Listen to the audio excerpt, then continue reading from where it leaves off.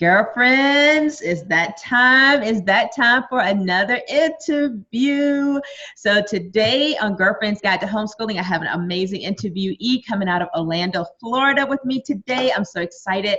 Had a great conversation with her, and I think this is going to be a great encouragement to many moms who are considering homeschooling, who are single moms, and it's their desire to do so. So this mom is going to give you all the nuts, the secrets, the bolts, all the interesting things that you need to know, pertinent things you need to know to homeschool your own. So before we get started, let me let you know what this platform is all about. This is Girlfriend's Guide to Homeschooling with Angela Jordan Perry. That's me. And this platform is to give voice to those of the African diasporic homeschooling community. Basically to say hashtag we homeschool too. And we are making it happen. And you can homeschool too. And you should consider homeschooling too. So my purpose-driven life is to make a positive impact on thousands of homeschoolers worldwide. And I do that here first, serving my homeschool community here in the state of South Carolina, where I am, where I give families legal status to homeschool in the state of South Carolina. And then my platforms and reaching out to those of the African diaspora community to say, homeschool your children, educate your own. You can do it. You have the ability, the capacity, all of the God-given rights, and to educate your own children, and you should do so. Our kids are thriving. They are accomplishing, making milestones. They are learning at their pace and in their way, and we are learning alongside of them. We don't have it all together, but we're doing that and giving them that education that we know that they deserve the best that they can. And when we don't know, we find other resources to make it happen. So just to tell you a little bit about myself, I too am a homeschooling mom. I have been for 19 years homeschooling 8 children, 3 of whom I've graduated all the way through, and they're done, gone off to college, entrepreneur, started off into military, and now he's doing his own thing. So, and I still have 5 that I am still homeschooling. So I'm in the thick of it. All right. So I am a life partner for 27 years to my husband. We make a homestead in the northwestern part of the state of South Carolina, where soon I would be a grandlove. Can you believe it? A grandma. I won't say grandma, but I would be a grandlove. I'm waiting at any moment for this baby to come. So we're waiting for my first grandlove to come. I'm going to be called Love Ma. So excited. A new phase of life for me. But other than that, this is what this platform is for. You will find other platforms where I do the same thing to encourage homeschoolers and equip and empower homeschoolers or families to homeschool. Also, connected to Girlfriend's Guide to Homeschooling is my podcast, which is called Girlfriends Chat. That is on all of your podcast platforms. Then I have Educating Your Own. That is on Facebook, and soon to another platform to come for that. Additionally is the Homeschool Upstart, where that is a 20 video coaching series. And so you all want to get connected to that. The video, the website information will be there for you to connect with. And then also the podcast, the Homeschool Upstart podcast. Check that out. That's very new, but that is for those across the board, all over the world, to encourage them in their homeschooling journey. All right. And then, like I said, in the state of South Carolina, I am an Option 3 Association Homeschool Director. Okay. So that's a little bit about me. So yes, here we go. Ellen. Hi. Hey, Ellen, are you ready to make it happen? I'm ready. Yes. All right, let me tell you all a little bit about Ellen Byron. Ellen Byron is a single mother of 2 children, a son that is 13 years old and a daughter that is 6 years old. She has been homeschooling for the last 7 years, and for the last 4 years, she has assisted others in their homeschooling journey by tutoring their children. She also started a homeschool group in her local area where they meet to do field trips, game days, where they meet to play board games and that type of thing, PE, art, geography fairs, and science fairs. The last 17 years, she has worked in the healthcare field as an EMT on an ambulance. She still works full-time, and she homeschools full-time, 3 days a week, 12-hour shifts. So Ellen, welcome to the show. Now listen, relax, take a deep breath, and we're gonna have some fun. This is gonna be very laid back. Ellen, so if there's anything else you'd like to share with the girlfriends, please do, but tell us why you got started in homeschooling. What is your why? And bring us to speed on that. Well, my why is initially was my education growing up as a child. My mom being a single mother of 4 children and really not having the time to be there for us and assisting us with our homeschool, with our education. And then leaving it really in the hands of the schools when the schools were, I think a little busy or overwhelmed with the amount of students that they had. I feel like I kind of got lost in my education. It took me a while to kind of catch up with everything that I needed. So I knew when I had children, I wanted to be a really big part of their education. And so when I had my kids, I had my son in a small little, home daycare. And then I transitioned him when he was of age to public school. And, at the time, I really wanted to homeschool him. But my husband, he was saying like, oh, we went to public school. He should go to public school. He'll be fine. He comes from a very, conservative military family where they're very traditional in what they do. So we were like, all right, we'll do that. So my son did go to public school for kindergarten and then part of first grade. And in first grade, his teacher told me the big thing that she told me, not that he was having much issues, but she had a few issues with him. And we were meeting with the guidance counselor, and she told me that she was afraid of my 6-year-old. And so that was really disheartening that she told me that she was afraid of my 6-year-old as though he was this monster or this, demon little child or something. And that was really heartbreaking to hear. I was like, and after that moment, like I didn't even let the whole school year finish. After I had that conversation with her, I immediately withdrew him from the whole school system and I brought him home to me. And we've been homeschooling him ever since. Wow. Okay. So pretty much it was a rescue situation for your son out of that. You shared with me a little bit about as a result of him being where he was and the things that he went through that also helped you to make that decision to homeschool. Can you share just a little bit about that? And the reason why I want you to delve into that is because I'm sure there's going to be a lot of parents or moms who's going to be able to say, yep, that's my story too. So tell us just a little bit about what he was going through and what was his outlook on, being in where he was at. So when he was in kindergarten, he had a lot of friends. And because I worked 3 days a week at that time, I was able to be at the school Monday through Wednesday. I was there a lot. So the kids knew me, the parents knew me. And so I'd always go to school and I'd always have lunch with him. And then one day at lunch, my son told me that he wanted his skin to be white. And I, was like, well, why, baby? And, he at 5, he didn't have the vocabulary to tell me why. But, I figured with him, it's not that anybody was picking on him. Everyone loved him, but everyone around him was white. All of his friends were white. All of his teachers were white. And so he felt like something was wrong with him. And so, he wanted his skin tone to be white. And so as the year went on and, we encouraged him about, just kind of loving who he is. And he moved on into the first grade. And so when he went into the first grade, he was having issues as far as like behavior. They had these charts where they rated the kids. Everybody starts off on green.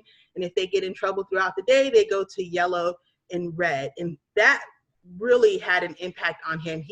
He recently told me, because he remembers that he's 13 now, but I remember him telling me like how hard it was for him to try to keep himself on green. And when the teacher would move his clip down to yellow, like he would have a complete meltdown. The teacher would always try to explain to him like he can move it back up. But his little 6-year-old self, he's like trying to figure out, trying to be so good. And I felt like the teacher was constantly looking at him. Everything he did, she was pointing it out. And so it was really hard for him to maintain himself and stay on that green. And I remember one day, and this on top of his teacher making the comment that she did, they had suspended him for his behavior, a 1-day suspension. I came to pick him up from the school, and then I went out to meet up with a friend. And I met this lady came up to me and she was like, "Is this your son?" And I was like, "Yeah." And so she's like, "May I speak to you?" And so when I went to speak to this woman who I do not know, I don't know her, but she recognized my son. She said that she was just at the school when they were bringing him up to the office. And she said when she saw them just basically dragging him to the office, they did not try to console him or calm him down. And she said the fear that she saw in his eyes was just really heartbreaking. Wow. And it was really also heartbreaking for her to see that how they didn't even try to console him or, help him calm down. And, you know, I was just like, she's like, I just wanted you to know that. I wanted you to, you know, I wanted to tell you what I saw. And so I was like, wow, you know, like, I just feel like there's so many things that happens in the school that we don't know and we don't see, especially if our children are acting up. When they're young, they don't really have the vocabulary to really articulate how they're feeling or what's going on with them. So we have to be our children's advocates. So when she told me that, on top of the teacher telling me that she was afraid of my 6-year-old, those things together, I was like, we're done with this. We're not even going to finish off the rest of the school year. We're just taking him out. And I pulled him that half of the school year, and I just kept him home, and I read with him, and, you know, just loved on him, because it was really traumatizing for him. It really was.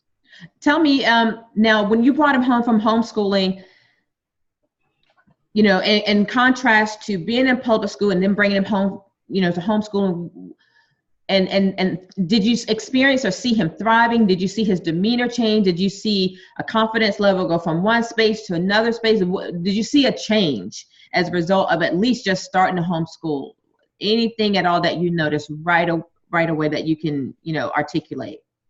Well, one of the things I did notice is he had spelling tests every week, and he would ace his spelling test. And he had, you know, he would ace everything in his class. But then when I was reading with him or having him read to me, I noticed that he couldn't read the words that he just spelled. And so I noticed that he learned really quickly how to figure things out to pass a test at 6 years old. And I'm like, so, you know, we had to go back and really understand, you know, get the basics down as far as like how to, you know, read and decode words. So I think just with that alone, that part, you know, I was just like, wow. But as far as his confidence, I didn't see the behavior issues that she was saying. I think part of that may just been the environment that he was in, because again, the behaviors that the teachers were saying that he was exhibiting at school, he didn't do that at home, nor did he do that if like my friends would watch him. You know, he didn't act that way. So I think that environment was just, I don't know. It was just a different environment for him, and it didn't work well. And they really tried to make it seem like it was just, you know, my kid and, you know, not them. And it probably wasn't them, but it just wasn't a good fit for our son at the time. Gotcha. So take us to your first year of homeschooling. Let's see if she's still there. Let's see. I think can you hear me? Can you hear me? Look like she's locked up here. Uh-oh. Hello. Hello. Hi there. Hi. Okay, I'm not sure what happened, but we got a little frozen there. So let's see if we can keep going. Take us to your first year of homeschooling. What was it like? Our first year of homeschooling was, it was actually really good. Because I was new to homeschooling, I decided maybe I should put him in a co-op. So I found a local co-op in our area. Can I say the name? If you like. Yeah, it's Classical Conversations, and you know, where they meet once a week. And so I really liked what they were doing. And so when I originally went to go meet up with them, my son was like, I thought you were homeschooling me. What are we doing here? Like, he did not want to be in any type of formal looking school environment. He was just really, he's like, I thought we were homeschooling, mommy. So I didn't enroll him our first year of homeschooling, and I just kept him home with us. And, you know, I did the basics. I read with him daily. We did writing, and we worked on math. And that's what we did for our first year of homeschooling. So I kind of spent a lot of time de-schooling him and kind of getting him out of that, you know, mindset of like having to go to the school, like, you're not going anywhere, you're staying here with me, and just kind of, you know, just loving on him again, because he was just really traumatized from everything that happened to him, and, you know, just that year and a half that he was in public school. Yeah. So when you first got started, was it a smooth sailing? I mean, everything went well. This was like the best thing. You just ease into it with, you know, no pain at all. I mean, was it that simple?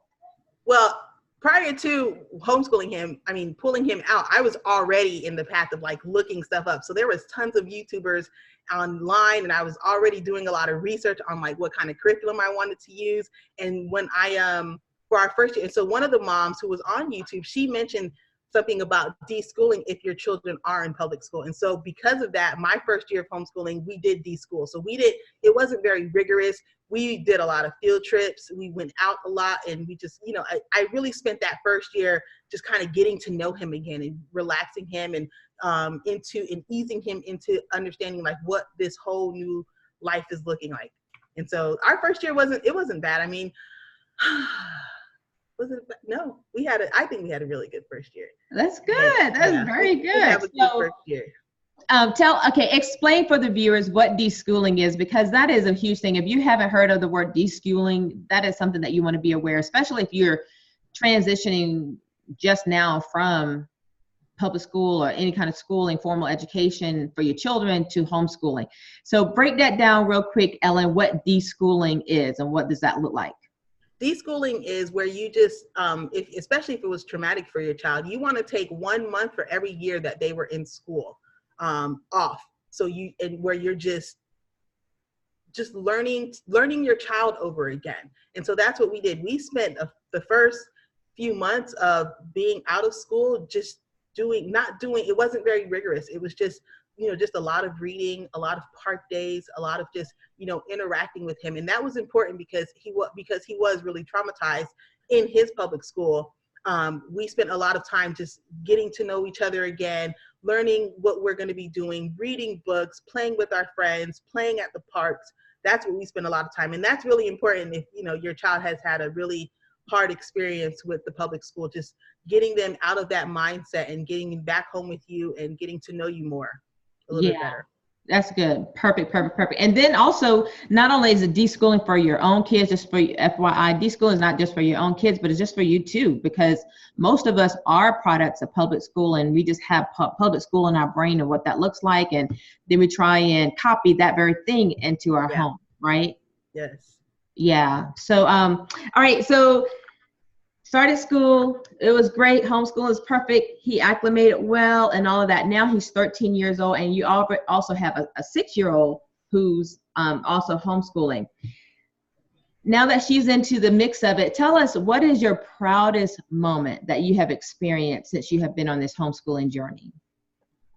My proudest moment would be to just see my children thriving and happy. And every year I ask my son, like, do you want to continue homeschooling? And every year he says yes. And I'm like, are you sure? Because I'll give you another experience if that's something that you're looking for. And he's like, no, he really enjoys being here with us. And I'm very proud of that because a lot of kids probably don't want to hang out with their parents a lot. Another part of the reason why I wanted to homeschool my children is because I want to get to know them. Like, when kids get around 13, 14, those teenagers, like not that I want to be his friend all the time, but I do want to be his friend. I want my son to talk to me. Like, I have friends who their kids are teenagers, and the most they get out of their kids is, what's for dinner, mom? And, the parents are trying to probe them and ask them more questions about their day. And if they, they'll still just answer one question. But like, I really like that my son still talks to us. He'll still talk to me and, tell me about his day or tell me about something that he has that's going on. That to me is really important, that we have that connection, and I want that to continue. And I feel like it will continue because of the connection and the bond that we have been able to form in this homeschooling journey, because I am with him most of the time during his day. I'm with him Monday through Friday. So that is really just having his heart and, being able to be his friend and also be his parent, to be able that's educating him. Yeah. What would you say to the parents who are the ones who like, I don't even want to be with my kids. I want to send them off to school. I want to homeschool, but I don't think I can be with them 24/7. That's not exciting to me. What would you say to families who feel that way, who may be considering homeschooling their kids, but they don't sound fun to be with them 24/7? That's hard because I think that's your child and that but if there's just a clash in personalities, I always encourage parents, if they can't do it, if you can find someone who you trust and love to assist you in that process, and if you're looking just to give them a different experience than what they could get in public school, then I would say go that route, because homeschooling can be a lot. If you're, I would say if you're completely, I encourage parents to, try it themselves. But if there is a true clash in personalities with you and your child, and you guys are always fighting, because if you're fighting or if there's tears, learning isn't happening, and then the process isn't fun. So really just finding a different environment for them, with, as far as like having somebody else do it if you can, that that may be homeschooling their kid, and asking them and paying them to see if they can assist you in your homeschooling journey. I would definitely encourage that, because that's a better alternative to the public school system. Yeah, I mean, that's great. Good. That is a good insight. If you feel like you can't handle 24/7, then find some other resources at some outlets. But the idea of homeschool just allows you to be able to monitor, control, create the educational environment that you want for them. You're not totally giving it over to someone else. So that's a good thought process too. If you can't do it yourself, you don't feel like you can do it completely because of the personalities, and you just don't have the patience, find someone else to who can step in and help you. Yeah. To tutor, like you tutor some other children as well. I do. And a lot of my families did start off homeschooling their children themselves. But I think, with some of my parents have very type A personalities, and they're very rigid in how they want things to be done. And their kids are just like, why are we doing this? So there was always like a clash. And so when she found me and she saw me homeschooling my kids, and, they asked, can I assist them in their process? So I did do that, and it has worked out wonderfully. Their kids are doing well. So when I say find someone else, I work very closely with my parents as far as like what we're doing. I, go through the curriculum that I currently have. If they have something specifically that they want their kids to do, if I can incorporate it into what we're all doing, so that everyone has a say in what the children are doing, what their child specifically is learning. So if you have someone that can do that for you, then, or if you're a friend that's homeschooling and they can assist you in that process, absolutely. And that's kind of what I've done. Like people have found me just when we go out to the playground, when we go on field trips with other families. They're like, oh, are you a teacher? And I'm like, no, we're homeschoolers. And they're like, oh, we want to homeschool, but I can't do it. And so that's where I came in. We're not private school, we're not public school. So we still have the homeschooling feel. Like we take a lot of field trips. We try to do field trips that's relevant to what we're currently learning. We have, we do things that, that you wouldn't do in public school. We have geography fairs. We go to the bank. If we have to go to the grocery store, we're going to go to the grocery store. So they still have that homeschooling experience, and versus being in the public school. So, yeah. Well, what you just said, and I hope you all are catching this. You have made it sound just a simple place of learning. I don't know.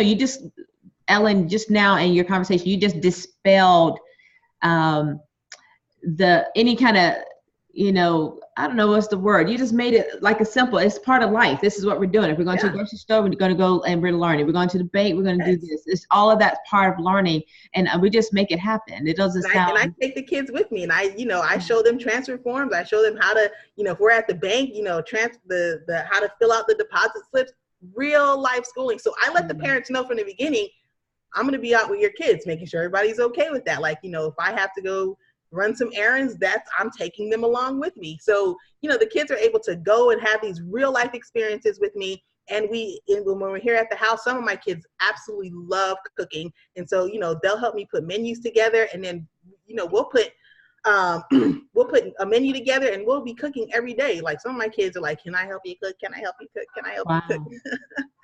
So I have some future chefs that I have with me that, will be, and we practice cooking almost daily. Wow. And how many children do you have besides your two that you're schooling? This year I have 6 kids with me. Well, so I have 4 that are not mine. Wow. Okay. Mm-hmm. Good. Kudos to you, girl. That's amazing. And they're the same age as yours, or are they all different levels? Well, they are in the same age range. I have another little girl who's the same age as my son. And so I have another 13-year-old, 11-year-old, and an 8-year-old. So, and my daughter's 6. And she is the youngest, but she's been in this the whole time, and she's always been hanging around older children. So it's never been an issue for her, as far as like not being able to keep up with the older kids, because she absolutely can. And sometimes I think, man, you hanging around too many older kids. But, the kids are really good overall. So she hasn't really picked up any bad habits, but she has a very extensive vocabulary. And sometimes she says things to me. I'm like, where did you get that from? Wow, that is neat. Yeah. Kudos to you. Well, girlfriends, thanks for joining in. And at this point of the show, we're about to transition to our second half of this show. But before we do, you all make sure you hit the share button and get this out to your other girlfriends who may be listening, maybe considering homeschooling. Ellen has, like I said, done a great job at dispelling any fear, and like it's untouchable. She's made it sound very simple and easy. I don't know, maybe it's your personality. It's all bubbly. I want to go and sit with you and let you teach me. And so very inviting personality. And so if anything, you all are gleaning that from her.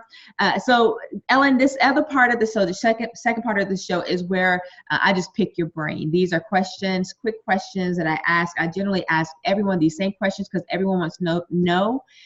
The answer in every single family is so different, and they all have different answers to these. So do you plan to homeschool all the way through to the end of your homeschooling journey? Absolutely. Yeah. Unless my son wants to do something. Go ahead. Unless my son would like to do something different, I plan on educating him all the way up and through high school. I didn't think I could do it when I originally started, but as the process has gone on, I'm like, I could absolutely do it. And I met other families who did. I'm like, we can do this. Absolutely. Absolutely. What is your favorite quote that helps you through homeschooling day in and day out? If we don't, who will? So if we don't educate our own kids, who will? We have allowed other people to educate our children, and we see what they're doing to our kids. And so that's why I really opened up the doors to allowing other people into my home, as far as like assisting them in their homeschooling journey. So I just feel like if we don't do it, then who's going to do it? Beautiful, beautiful. What is something that is unique that you do in your homeschool and your family that probably most families don't do?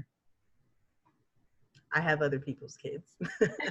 I think that is definitely different, that I do have other people's children. I absolutely love those children as my own.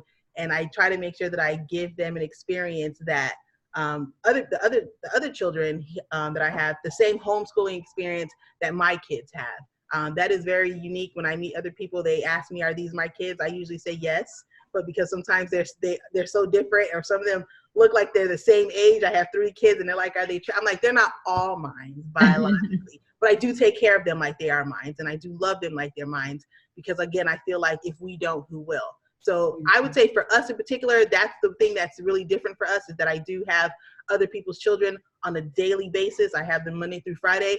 So that's one of the things that we do that's very different. Beautiful. I love that. I love it. What is something or a resource or curriculum that you have in your homeschool that you think every single family should have in their library, their homeschool library? Something that we have that's different in our homeschooling that I feel like every family should have. One of the things that we have would be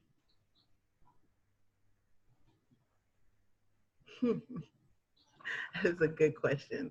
One of the things that we have in our home that I feel like every family should have would be love. I think I'll.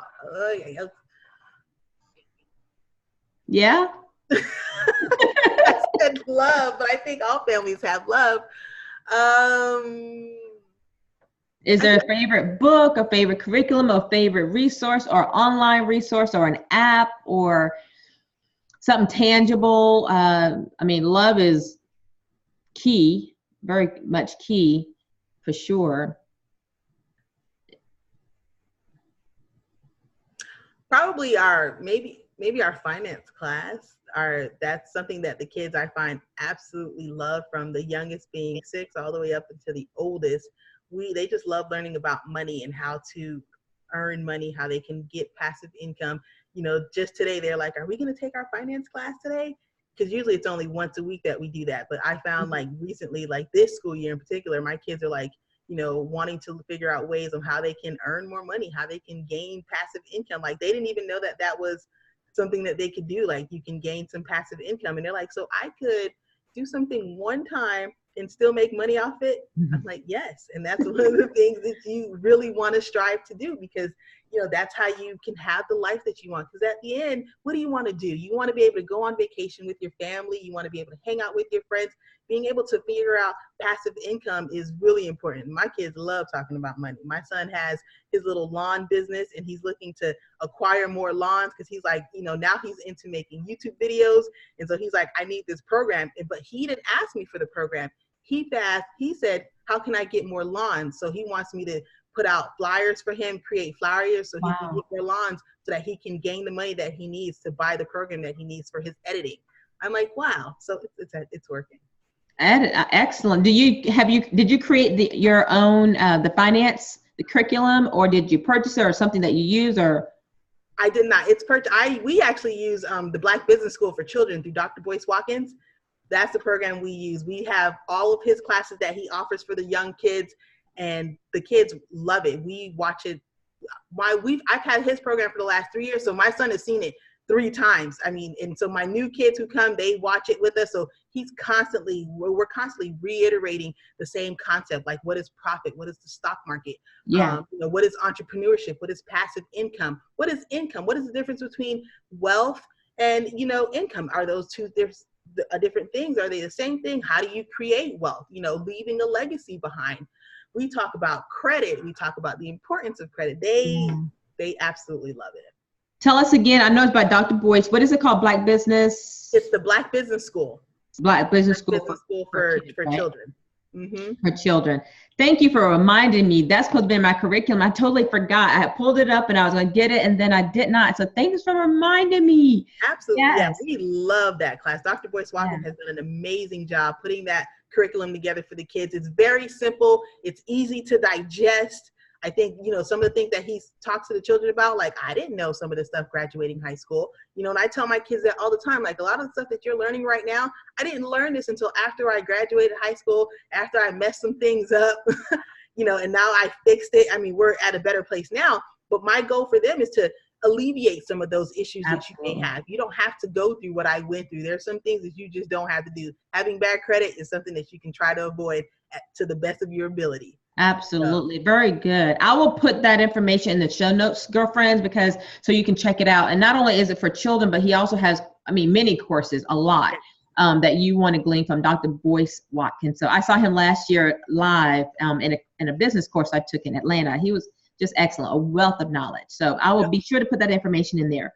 Absolutely. What is the best piece of advice you've received that has kept you on track in your homeschooling journey that you'd like to share with the girlfriends? Can you repeat that question one more time? What is the best piece of advice that you've received that has kept you on track during your homeschooling journey that you'd like to share with the girlfriends? Ooh, taking care of yourself.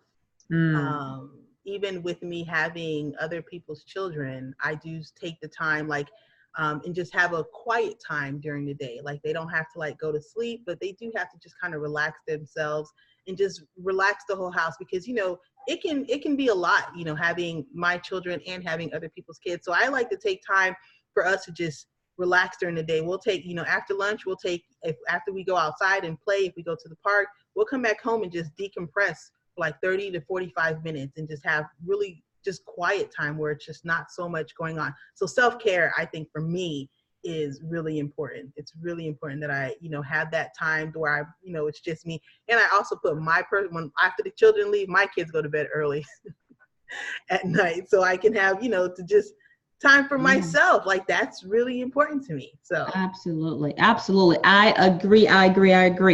All right, Ellen. So here's the last question, the $1 million question. Are you ready? I'm ready.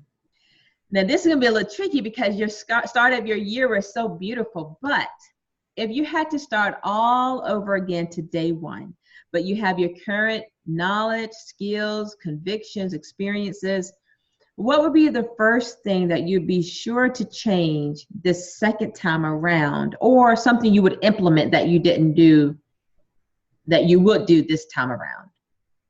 I probably would have not put him in public school. I would have just went with my gut instinct to keep him home with me, because I went against that because, with my husband and having that conversation and, just give it a try, because he wasn't sold on it at the time. He's now sold on it and he absolutely loved it. Even though we're not together, he's still a big component as far as with the children and our education, with educating the kids. So it's really important for him that, we're doing a good job. So really for me, it's trusting my instinct that I can do this, that this is something that we absolutely can do for our kids. So I probably would have never put him in public school. My daughter hasn't been in public school, and I probably won't put her unless she absolutely just wants a different experience, and I would let her go. But right now she's loving it. Beautiful, beautiful. Well, thank you, Ellen. Is there any last words of advice you'd like to share? And if you're involved in anything you want us to be aware of so that we can come and support you as a community, please share those things too. Well, I always like to encourage families to educate their own kids. We have seen what the public schools have been doing with our children, in particular, our boys and our girls. So I always, want parents to take that step and to let them know that you absolutely can do it. They have curriculums out there that are what's called scripted, where it tells you what you need to say and what responses that you're looking for. I know someone right now who English isn't her first language, and she has been homeschooling her kids for the last 4 years, and her kids are doing so well. But that's because there are resources that are out there for her non-English speaking self to be able to educate her kids. So she's learning right along with her children. I have learned right along with my kids. And I tell them that all the time. I feel like I just relearned my education ever since homeschooling, my children. I feel like I relearned my education over again. And it's been a wonderful experience. As far as what I do, we have a local group here in Orlando. So if anybody's in the Orlando area and wants to join our homeschool, they absolutely can. We have a Facebook page. It is called Inspired Minds. I want to encourage and inspire our children to be great, which is why we have the name. I want to inspire other families to go on this journey with me. So on top of having the kids that I have Monday through Friday, I also have families that they're homeschooling their kids on their own, but they're with us just for our game days. They're with us for field trips, for our art programs, for our geography fairs. So we're always just inspiring each other. So our Facebook name is Inspired Minds Homeschoolers. Okay, Inspired Minds Homeschoolers. Okay, and I'll be sure to tag that too. So if you're interested, if you're in Orlando, that you can get connected with Ellen there as well. So, all right, well, very good, girlfriends. As you know, you are the average sum of the 5 people you hang out with. And this hour, you have been hanging out with Ellen Byron in Orlando, Florida, single homeschool mom who's making it happen with her 2 children and just have had a great experience, and homeschooling 4 other children, tutoring them. I would say tutoring, but assisting their parents and educating their children as well. So Ellen, that is amazing. Kudos to you. And Girlfriends Guide to Homeschooling, I appreciate you. I appreciate you for reaching out to me and contacting me. I think you may have saw the YouTube video. Is that what you said?